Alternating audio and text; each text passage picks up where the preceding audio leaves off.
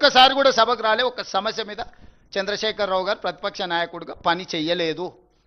ఇది మీ కళ్ళ ఎదుటనే జరుగుతున్న విషయం కదా.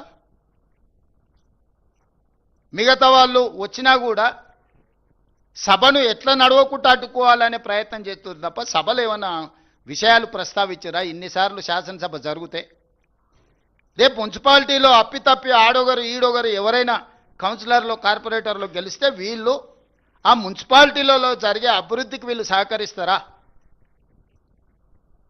బీఆర్ఎస్కి అసలు అర్హత ఉన్నదా ఓటు అడగడానికి?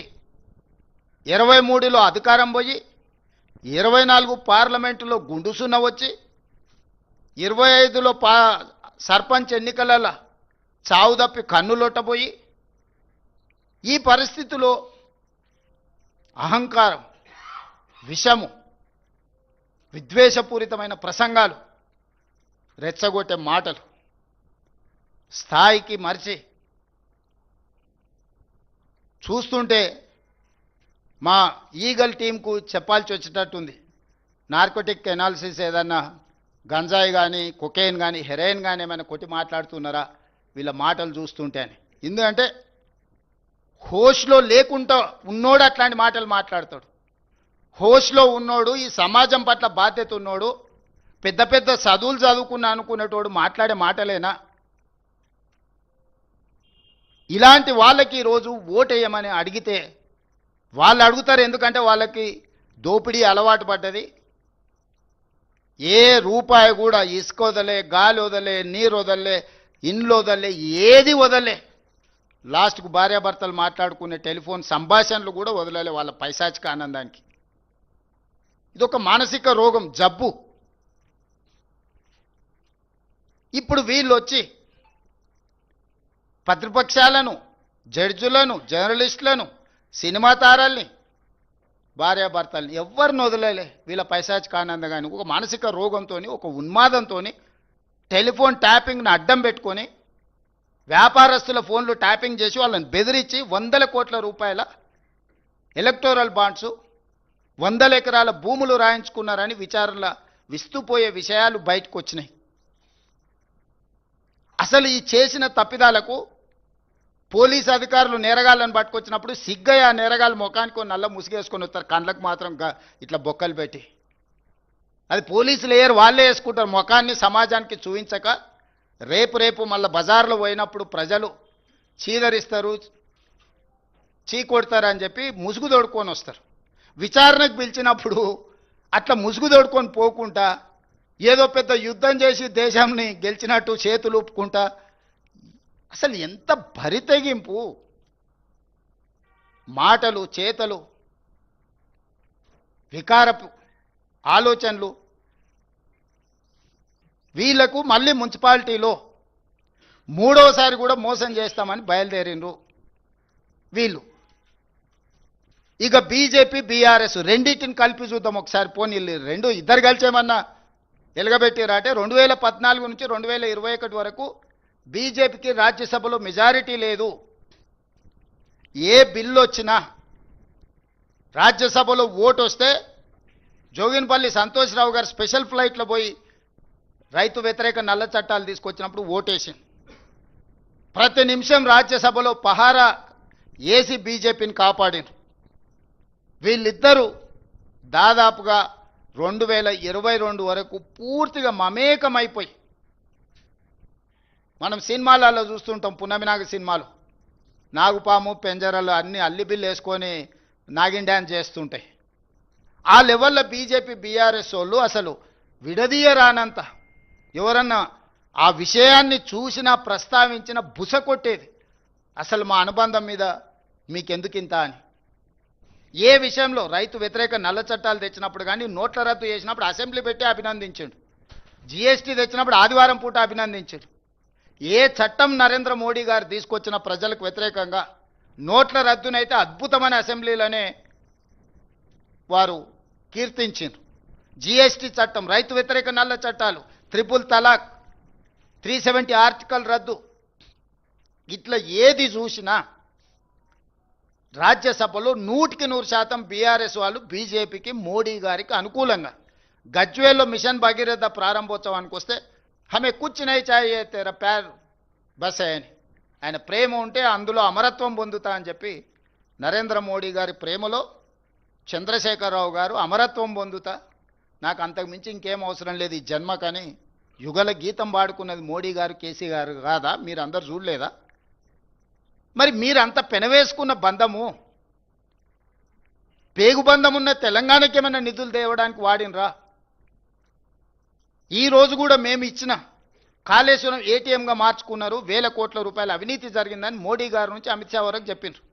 కిషన్ రెడ్డి గారైతే ఒక అడుగు ముందుకేసి అసలు కాళేశ్వరం కేసు సిబిఐకి అండి 48 గంటలలో వాళ్ళని అరెస్ట్ చేసి లోపల పెడతా, నీతో చేతనైతలేదా రేవంత్ రెడ్డి గారు అన్నారు. ఓయబ్బ కిషన్ రెడ్డి పైల్వాన్ బయలుదేరండి, ఏదో అయ్యేటట్టు ఉంది, 6 ప్యాక్ ఉన్నది సార్, మొత్తం ఒక గుద్దుకే ఖతం చేసేటట్టు అని చెప్పి, ఓకే సార్ మంచిది నువ్వు బలవంతుడి కానీ అని ఇచ్చిన 6 నెలలు అయింది. ఎక్కడుందే ఫార్ములా ఈ రేస్? ఈడీ దగ్గర ఉంది, ఎక్కడుందే? ఎందుకు ఈడీ వాళ్ళు కేటీఆర్ని అరెస్ట్ చేస్తలేరు? ఎందుకు హరీష్ని కేసీఆర్ని సిబిఐ విచారణ కన్నా పిలుస్తలేదు? అంటే ఇన్నాళ్ళు మీరు సహకరించిన సహకారానికి తిరిగి వాళ్ళు ఇది క్విట్ ప్రోకో కాదా?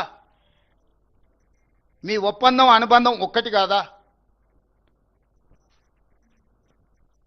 వీళ్ళ అనుబంధం ఏ రకంగా ఉందో ప్రజలు గమనిస్తలేరా?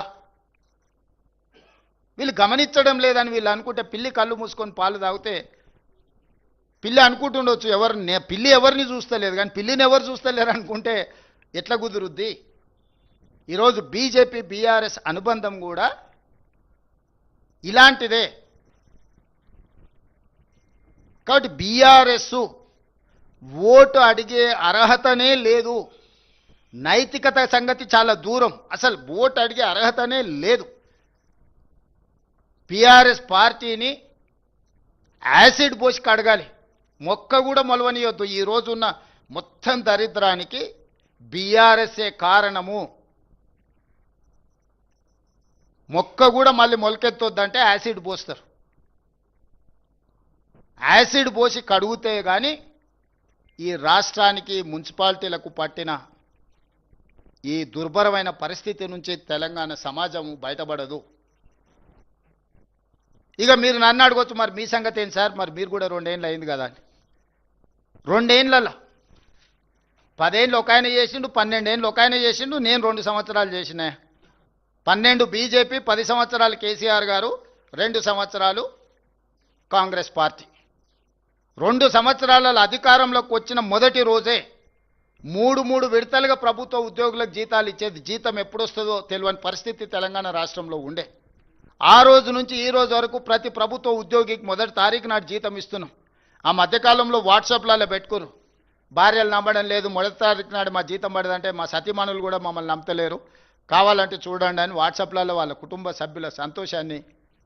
మొదటి తారీఖు నుంచి మేము వచ్చినప్పటి నుంచి ప్రభుత్వం కోసమే, తెలంగాణ రాష్ట్ర పునర్నిర్మాణం కోసం పనిచేస్తున్న ప్రభుత్వ ఉద్యోగస్తులకు మొదటి తారీఖు నుంచి జీతం మేము ఇచ్చిన వాట వాస్తవం కాదా?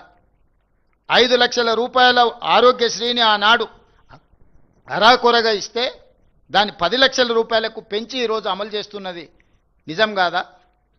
ఆడబిడ్డలకు ఆర్టీసీలో ఉచిత ప్రయాణం అంటే ఆనాటి నుంచి ఈనాటి వరకు డిసెంబర్ 7 నాడు మేము అధికారం 23 నాడు చేపడితే డిసెంబర్ 9, 20, 23 నాడు బస్సు ప్రయాణం మొదలు పెడితే ఈ రోజు వరకు ఏ ఒక్క ఆడబిడ్డ కూడా అనా పైసా బస్సులో చెల్లించలే. ఆర్టీసీ నష్టాలలో ఉండి కార్మికులు ఆత్మహత్యలు చేసుకుంటుంటే ఈ 2 సంవత్సరాలల్లో రాష్ట్ర ప్రభుత్వం 9,000 కోట్ల రూపాయల ఆర్టీసీకి చెల్లించి ఈరోజు లాభాల బాటలో ఆర్టీసీ కార్పొరేషన్ని కాపాడినము. 50,000 ఆర్టీసీ కార్మికులు ఈరోజు నిద్రపోగలుగుతున్నారు, కుటుంబ సభ్యులతో కనీసం గడపగలుగుతున్నారు. 10 ఏళ్ళు రేషన్ కార్డు ఇవ్వలే. రేషన్ కార్డు ఏంది, దాని గుర్తింపు విలువైందా? చంద్రశేఖరరావు గారు రేషన్ కార్డు ఇద్దామన్న ఆలోచన కూడా చేయలేదు. మేము వచ్చినాక లక్షలాది రేషన్ కార్డులు ఇచ్చి ఆనాడు దొడ్డు బియ్యం పెడితే బర్రెలకు దాన పెట్టేది. 3,17,00,000 మందికి ఈరోజు తెలంగాణ రాష్ట్రంలో 3,78,00,000 జనాభా ఉంటే అందులో 3,17,00,000 మందికి ఈరోజు సన్న బియ్యము 6 కిలోలు ప్రతి వాడికి ఈరోజు ఆకలి తీరుస్తుంది మా ప్రభుత్వము. 500 రూపాయలకు సిలిండర్ ఇచ్చినము. ఆడబిడ్డలకు రాష్ట్రంలో ఉచిత బస్సు ప్రయాణానికి 9,000 కోట్ల రూపాయలు చెల్లించినము. వ్యవసాయానికి 1,15,000 కోట్ల రూపాయలు ఖర్చు పెట్టినము. 25,35,000 మంది రైతులకు 21,000 కోట్ల రూపాయలు, 2 లక్షల ప్రకారం రైతు రుణమాఫీ చేసినము. 1,00,000 రూపాయలను 14లో, 1,00,000 రూపాయలను